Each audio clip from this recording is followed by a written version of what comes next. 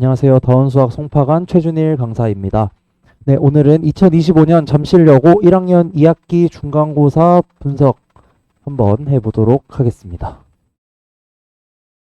사실 이제 점실 여자 고등학교 1학년 시험이 웬만하면 쉽게 내는 쪽으로 가닥을 잡은 것 같습니다. 대부분의 문제들이 거의 부교재 또는 교과서와 거의 유사하게 나오고 있는 추세이고요. 사실 그래서 제가 생각했을 때는 고난이도 문제를 연습하는 것도 당연히 필요하긴 하지만 부교재를 최대한 많이 하면서 실수 없이 빠르게 문제 수가 워낙에 많다 보니까 실수 없이 빠르게 계산하는 연습을 하는 게 가장 중요한 것 같습니다. 그래서 문제들을 하나하나 보면서 제가 부교재와 어떻게 유사하게 출제가 되었는지 또는 뭐 교과서나 기출문제와는 어떻게 유사하게 출제가 되었는지 하나씩 살펴보도록 하겠습니다. 네, 뭐 1번과 2번 문제, 사실 앞부분 문제에 대해서는 대부분이 그냥 일반적인 유형 문제입니다. 사실 이 부분 문제를 좀 틀린 경우에 대해서는 본인이 그냥 유형화가 아직 덜 됐다고 생각을 하시면 될 것 같고요. 그래서 뭐 올림포스나 일반적인 뭐 다양한 문제집들에 나오는 그런 유형 문제들이기 때문에 실수 없이, 계산 실수 없이 잘 풀었으면 되는 그런 문제들입니다. 3번, 4번도 마찬가지인데요. 이 3번이 약간 주의하셔야 할 점이 있는 게 3번에서 여기 보시면은 B라는 집합에 X6이라고 써져 있습니다. 이게 그 미래엔 교과서를 잘 보시면은 예를 들어서 집합의 원소가 1, 1, 2, 3 이렇게는 쓰지 않는다라는 게 적혀 있어요. 그렇기 때문에 저기에 이제 X6이라고 썼을 때는 이미 X와 6은 다른 것이다라고 생각을 하고 문제를 좀 해결을 했어야 하는 그런 문제를 좀 출제를 하셨습니다. 그래서 학교 수업에서도 아마 얘기를 하셨을 겁니다. 그래서 수업을 잘 듣고 있는지 혹은 교과서에 있는 내용들을 명확하게 잘 알고 있는지 테스트하는 그런 문제였다고 생각을 하시면 될 것 같습니다. 그리고 뭐 이제 5번, 6번 경우도 그냥 올림포스에 있는 문제를 거의 똑같이 낸 문제입니다. 기본 유형 문제이기 때문에 실수 없이 잘 해결하면 되는 문제였고요.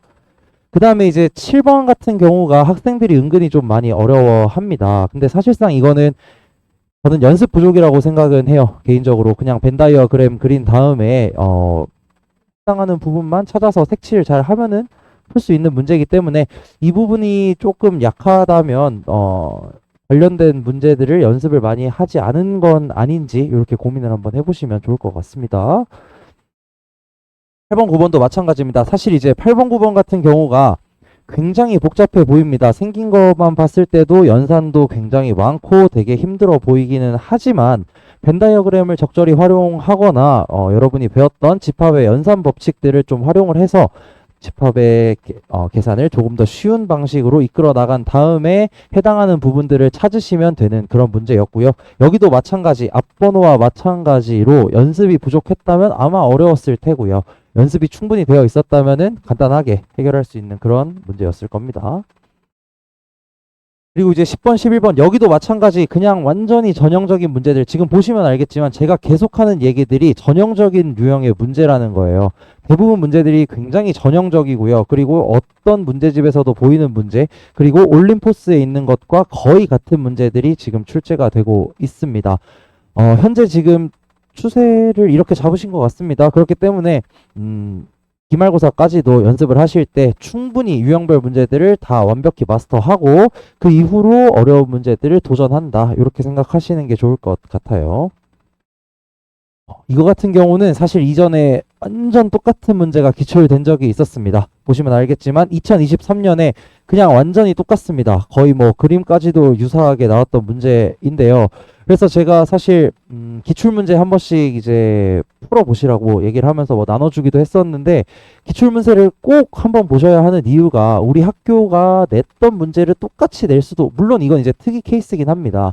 그래서 똑같은 문제를 낸다라고 생각하기보다는 우리 학교 시험 스타일 또는 경향이 어떻구나 라는 걸 꼭 파악을 하셔야 되기 때문에 이렇게 기출문제를 분석하는 것도 매우 중요하겠습니다.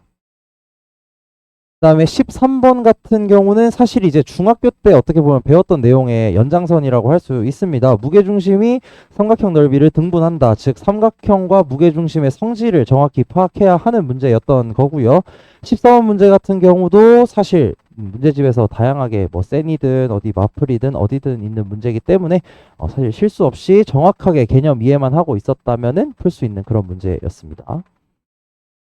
그리고 이제 이 15번 문제인데요. 얘도 사실 모의고사 기출입니다. 2019년에 나왔던 기출 문제가 바로 이거고요. 이 기출 문제가 변형된 문제인데 여기서 사실 학생들이 가장 많이 실수했을 부분이 부분 집합이라고 하니까 같으면 안 되지 않냐라는 것에서 실수를 많이 했을 겁니다. 하지만 부분 집합의 의미에는 서로 같은 집합도 포함되어 있기 때문에 그것만 좀 주의해서 문제 해결하면 되는 그런 문제였습니다. 그리고 이거는 올림포스 집합 고난도 부분을 거의 똑같이 냈는데 마지막 디귿이 사실 조금 복잡합니다. 일반적인 상황에서. 근데 얘보다 조금 더 쉽게 그냥 경우의 수 문제로 넘어가서 좀 바꿔서 낸 문제예요. 이거 제가 알기로는 선생님들께서 조금 강조를 하셨다고 알고 있습니다. 그래서 학교 수업 시간에 강조했던 문제들은 반드시 3번, 4번, 뭐 5번, 6번도 풀어봐야 하는 이유가 이런 식으로 똑같은 문제를 다른 식으로 낼 수가 있겠는데 이렇게 약간 변형된 상황에서 이 문제를 정확하게 이해를 하셔야지만 확실히 변형된 거를 풀 수가 있기 때문에 여러 번 꼭 풀어보시는 게 중요합니다. 요새 정말 어려운 문제들은 웬만하면 여기서 내고 있으니까 올림포스 고난이도, 서술형, 그리고 마지막 레벨 3 얘네들은 무조건 꼭 풀어보셔야 됩니다.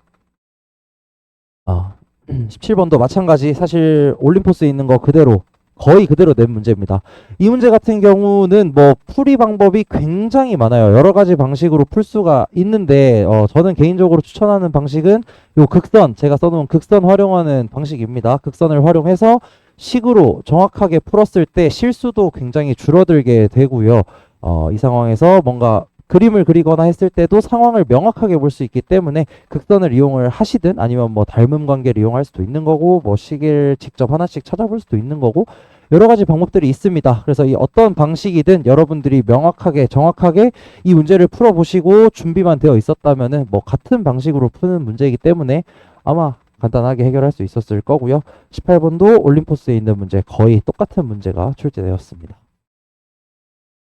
그리고 이제 19번 문제인데요. 이것도 사실 뭐 여기저기 굉장히 많은 문제집에 있는데 지금 이거는 도형의 이동과 원의 방정식이 좀 혼합되어 있는 문제입니다. 그리고 이 원의 길이, 원과 어떤 직선까지의 길이, 원과 점 사이의 길이의 최대 최소를 구하는 문제들 워낙에 많은 유형이고요. 사실 방법도 일반적으로는 거의 정해져 있는 방법이기 때문에 얘네들도 사실 연습만 많이 하시고 여기 보시면은 올림포스 문제 또 거의 똑같이 됐기 때문에 부교재만 열심히 보셨어도 풀 수 있는 그런 문제였다 얘기를 할 수가 있겠고 20번은 사실 모의고사 기출 문제와 이것도 마찬가지 거의 똑같습니다.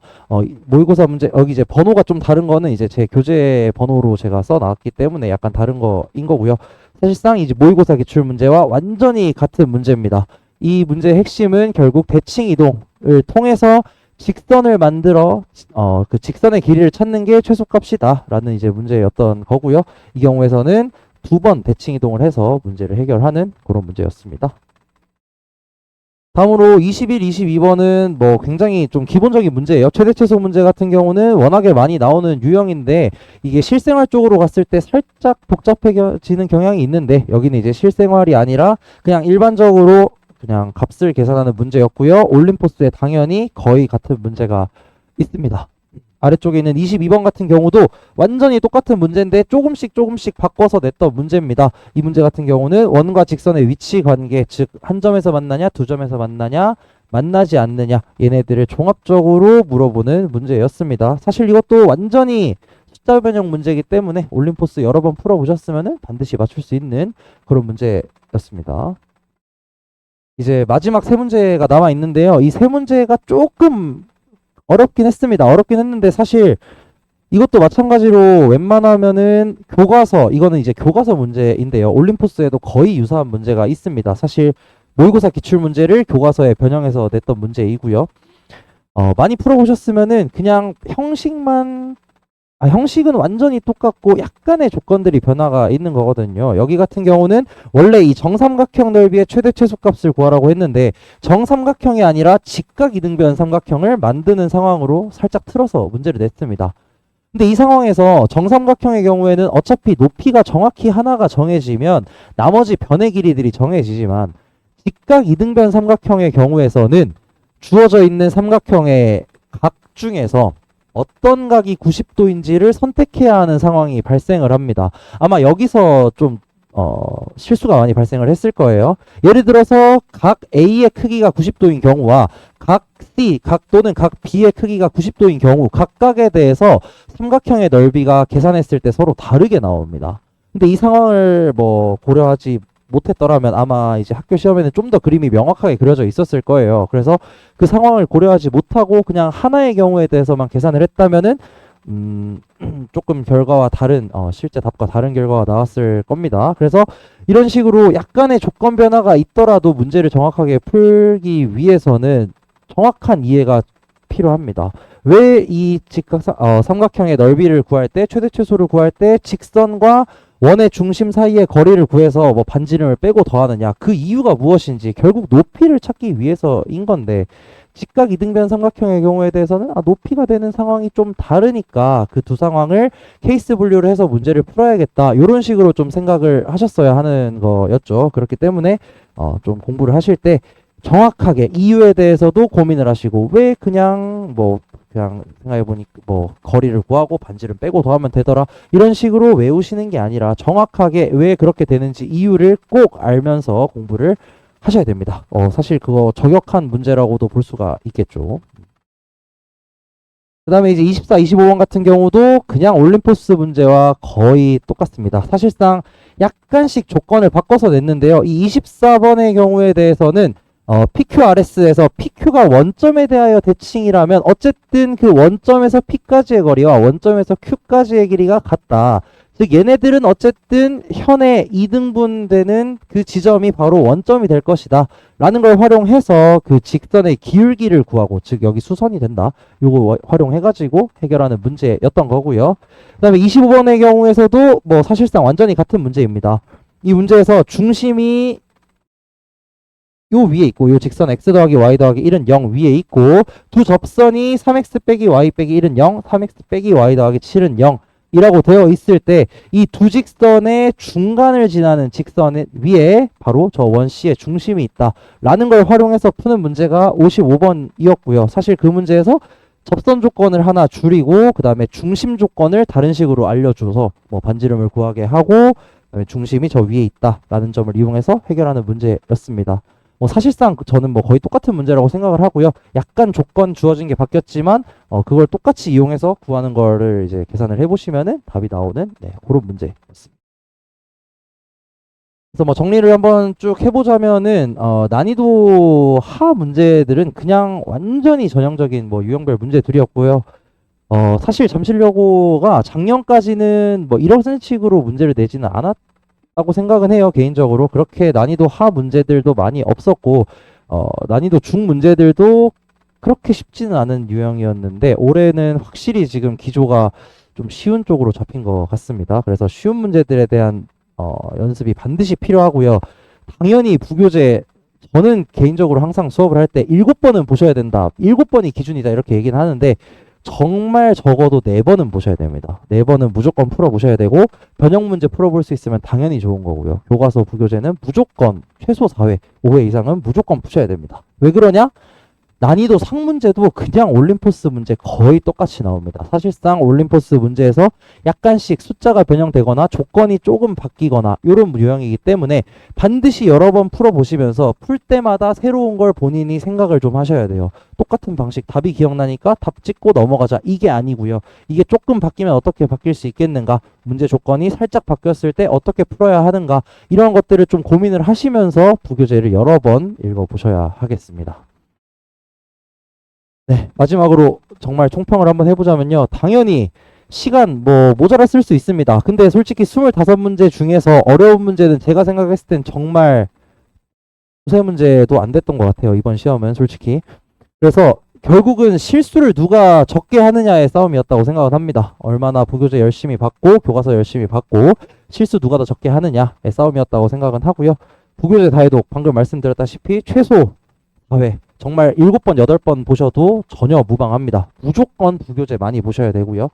뭐 모의고사나 본교 내신 기출 같은 경우에서도 모의고사의 경우는 뭐 원체 시험에 많이 나오는 경향성이 있고요. 본교 내신 같은 경우도 똑같은 게 나올 때도 간혹가다 있고 아까도 말씀드렸지만 그것보다는 이 시험의 경향성을 파악하는 게 중요하기 때문에 지금 보시면은 경향성이 어떻게 되어 있냐면 대부분 올림포스에서 나온다. 이런 식으로 이제 경향을 잡을 수가 있습니다. 그렇기 때문에 기출 분석도 한 번쯤 해보시는 게 굉장히 중요하고요. 마지막으로 4번 정말 중요합니다. 시험 난이도가 크게 어렵지 않기 때문에 모든 문제 잘 풀 수 있다. 내가 공부 열심히 했으면 다 풀 수 있다는 자신감을 가지고 반드시 문제를 좀 해결하시면 됩니다. 네, 여기까지 2025년 잠실여고 1학년 2학기 중간고사 분석이었습니다. 감사합니다.